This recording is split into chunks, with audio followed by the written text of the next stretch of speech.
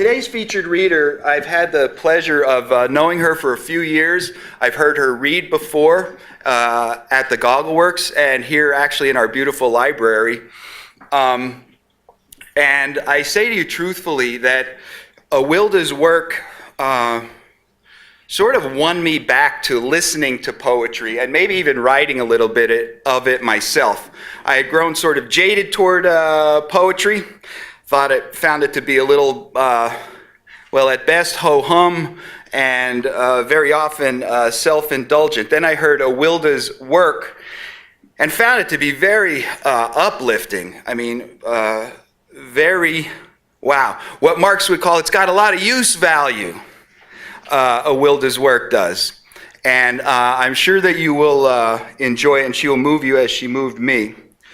Awilda Castro was born and raised in Puerto Rico. She holds a bachelor's degree in public communications, a master's in Spanish. She is well published, well liked, and welcome here. Please welcome Awilda Castro.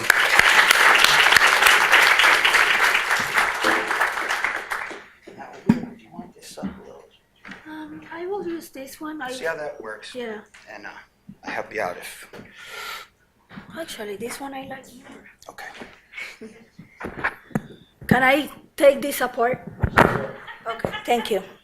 You know, my friends know that I get very nervous and I start moving microphones and I go crazy. Thank you for each one of you for being here, and thank you to the person Thomas, that invited me. I started to write when I was 15, but you know, those poems, I burned them because they were too bad. And it was, why you don't love me, I love you back, why? You know, things like that. So I still whine, but in a different way. So this is a poem that suits me, and right now I need a little bit of soothing because I'm very nervous. So the title is Your Name. When I say your name, I want to say memory. I want to say tenderness, a smooth blanket in a sleep time, tired eyes but always alert. When I pronounce your name, I evoke coffee recién colado, recently brewed, rice with green pigeon peas, savory vegetables in the stew, pork legs with chickpeas, the cake married with the cold milk, the orange candy stuck in your teeth and gums, the movie that gave you nightmares, and the usual insistence to sleep with you after. When I say your name, I smell maja powder, pond cream, final touch softener, Avon perfume, Dove soap. I smell cilantro, cilantrillo, garlic, onion. I smell sofrito. When I say your name, I think in your black eyes, almost blind, of your white hair without dye, of your wrinkles, of your big ears, of your falling butt, and your long eyebrows, of your legs full of varicose veins, in the time you used to say they were fat and beautiful legs. And I think of your tailored dresses made with the fabrics of La Tienda Paco, of your black shoes polished with griffin, and I think about you, happy, with a clear mind again, with organized memories, with your whispers to calm my tears, with the saying, what matters is that I love you. And I think of you without insanity, curses, and bad words in the time when we had innocence.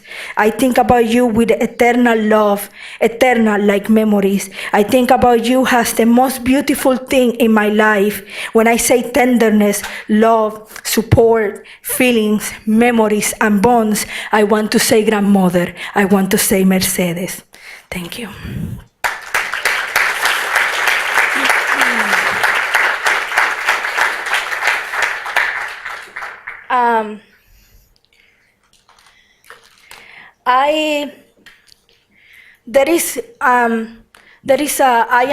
I have issues with mental illness, and I'm starting to write about them to make people aware that there are people out there that are struggling and fighting to have a better life. And this is a poem I brought to the people that don't get me. Magnificent. What do you see when you look at me? Yes, You may see a broken soul, a deep spirals of madness and hurt, my countless suicide attempts, my hospital tags, the cuts in my legs and arms, my rampant rage, my clinginess. Yes, I am all that and more. It's true I fall deep, that I have moments in which I lose sight of the light, moments when hope does not fill my phantomless void. It's true I have fallen to the ground. I wounded my knees, I swallowed stones and dirt. I have been beaten, rejected, cursed. Certainly I lost many battles, but even crawling I keep moving. Even if today I seriously thought about quitting, I didn't. I'm still here. I may fall hard and deep, but most people won't come back to glue the pieces together and be proud of the cracks. I fall down, but I come back in majestic ways. Most people get born in hell. I went there and came back in one whole piece. So next time you are unable to define me, look in the dictionary. You will find me under magnificent.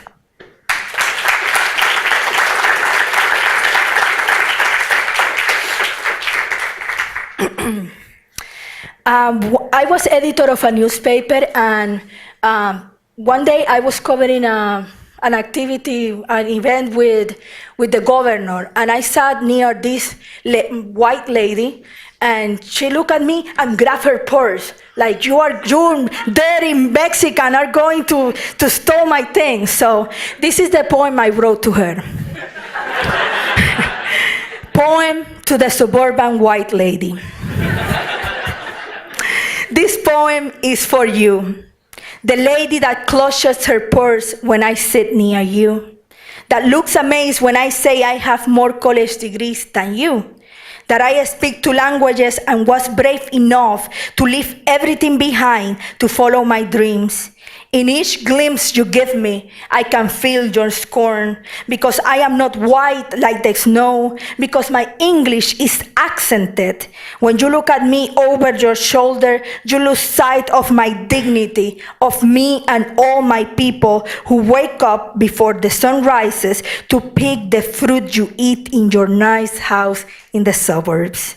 When you look at me like a second-class American citizen because I am Puerto Rican, you forget the historic fact that your country invaded mine and my people died in your wars when you were dancing foxtrot in Myrtle Beach. When I look at you and smile, what I want you to realize is that no matter if I arrive in the Mayflower in an airplane or I swam through the Rio Grande or across the desert, how I got here does not matter. The issue is whether you like it or not, I'm here and I'm not leaving.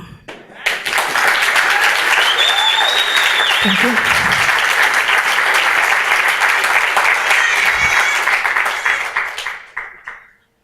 Oh, that is Eli, right? Thank you, that was cool. he felt my poetry, that's good. Sick of it. This is a poem about how to be beautiful. You have to be size 2. Yes, it's sad, Ellie. It's sad. That you have to be a size 2 to be pretty and to be or handsome. So this is my answer to that. Sick of it. I am tired of publicity telling me what my body needs. If my Caribbean body full of curves never appears in their Photoshop ads, they crack my nerves with the obsession of feeling the cheeks I got from my grandma with Botox or silicone. They bomb me every single day with the demand of being a size D bra. If I want to be the object of desire, I must use a colorful G-string. I am tired of the question of when I'm going to marry and have kids, if the maternal feeling comes in Cracker Jack boxes. I prefer to have all this tastiness around my hips than being a gym slave. I am a complete woman that loves to cook, not because I have to, just because around pots and pans I learned the stories of my family. The woman I admire do not have fake boobs, just big breasts to feed all their children. The woman I want to be does not need mascara or a special K silhouette. The woman I want to be can stand in front of the mirror, living each one of her imperfections, the varicose veins of standing up, washing dirty dishes to pay tuition. I want to be like the woman who taught me how to write and read, the one that gave me her seat in the bus that ugly day, the Dominican Republic lady who makes the beans in the restaurant to bring all her kids, one by one, to the United States, the one who took her home at her shoulders when men died at Vietnam, the one who sewed clothes for rich people until blindness so her son could have an education. I do not want to be a J-Lo. I want to be a real Latina, because I feel it and not because it's cool or in vogue. I am not interested in being a sex symbol. My naked simplicity should be enough aphrodisiac to those who know to see further. I am so tired of yelling that our girls look like clones that dress, think, and smile all the same, as being a Latina was a formula of showing your boobs, wearing lycra pants, excessive makeup, 3 inches heels, and moving your butt like a washing machine as you walk. I am tired of all that advertisement, all that publicity to make of myself a woman I don't want to be.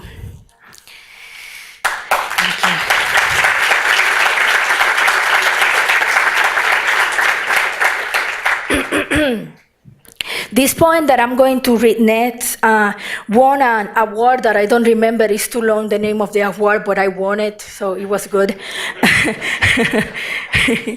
Nostalgia at Pennsylvania Dutch Country. To Virgilio Dávila, the epigraph. Mother, Borinquen is calling me. This country is not mine. Borinquen is pure flame, while here I die frozen. From his poem, Nostalgia, Virgilio Dávila, and my poem. I dream of a saving account, a house, a white picket fence, a dog, a garden, clean streets.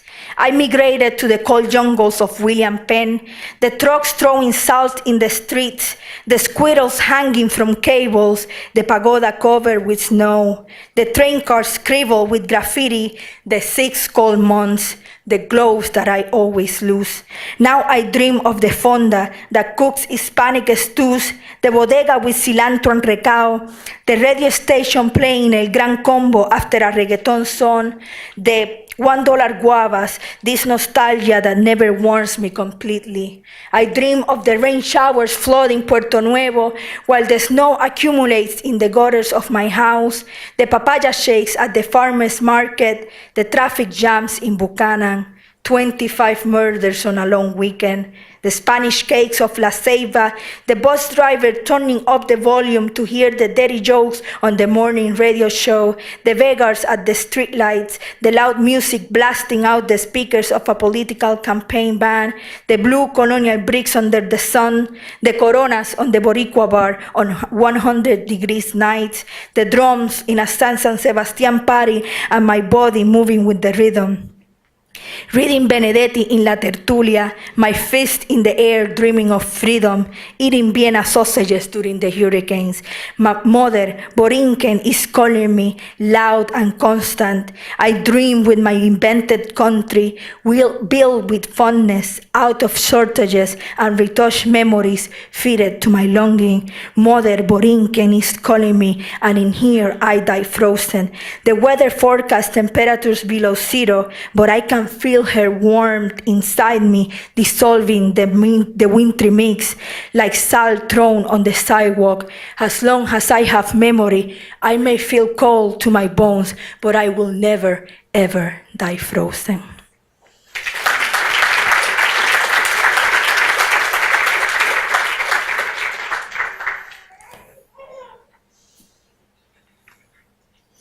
Okay, I still make the mistake of writing about love. I don't know what's wrong with me.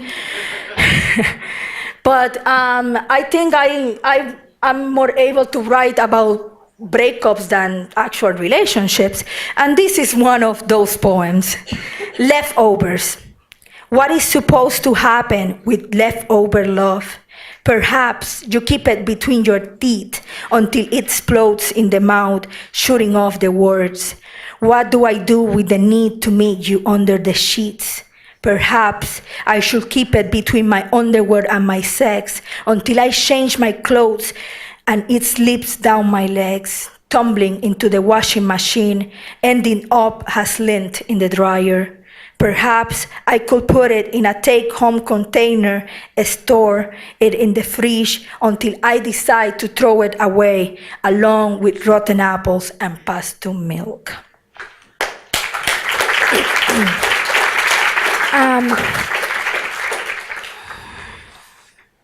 I'm looking for a poem and I cannot find it. Let's start from the beginning again. Yeah, you are getting bored. I'm sorry. It's not here, but it's all good. So I'm going to read a very loud.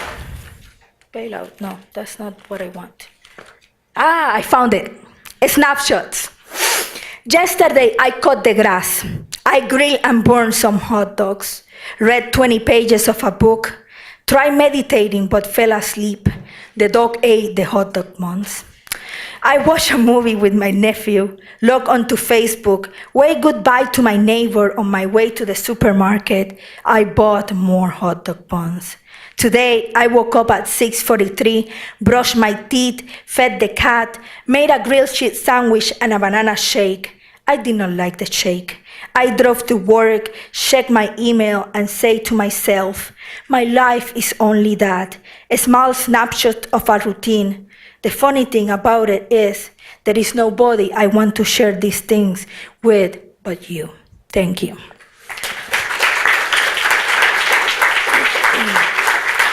Can I read one more? Okay. No, that is too long.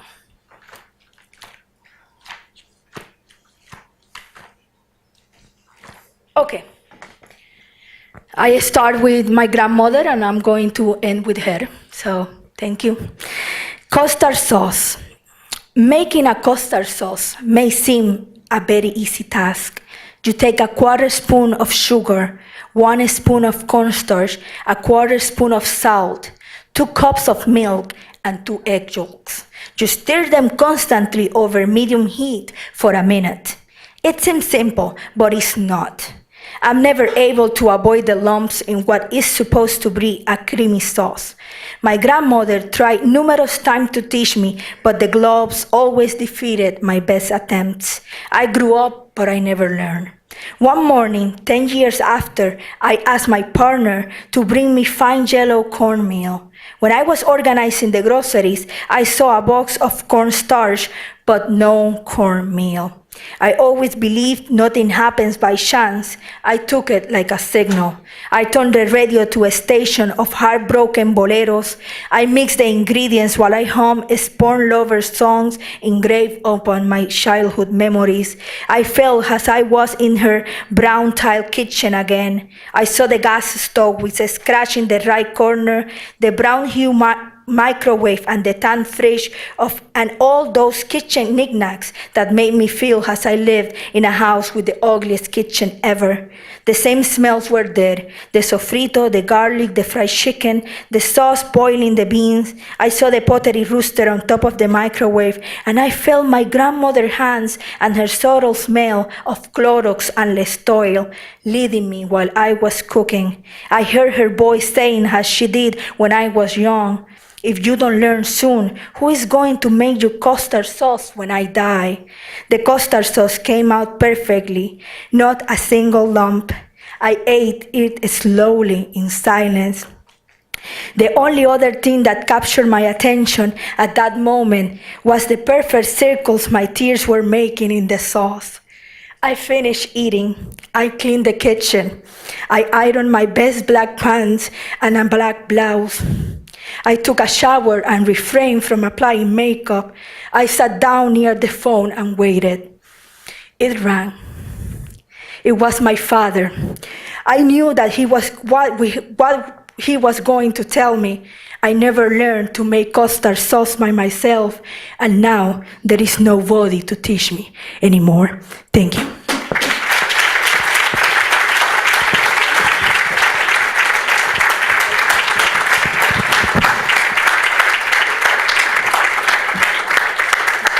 Thank you, Awilda. See what I told you?